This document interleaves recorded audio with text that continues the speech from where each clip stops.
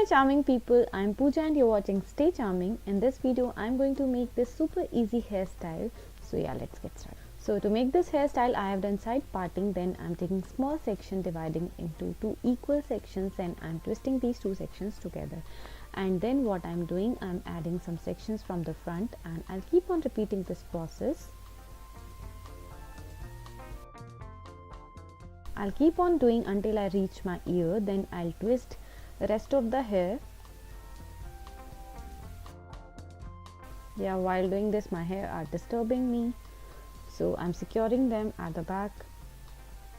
Yeah, now I have reached my hair. I'm twisting rest of the hair like so, and then I'm going to secure them at the back side with the help of bobby pins. You can use tic-tac pins also. Then after securing the pins, hide your hair, these pins with rest of the hair.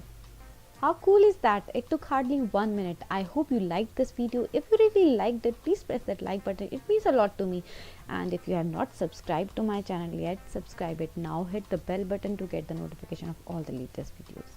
Thank you so much for watching. Meet you next video. Till then, stay happy, stay charming. Bye bye. Take care.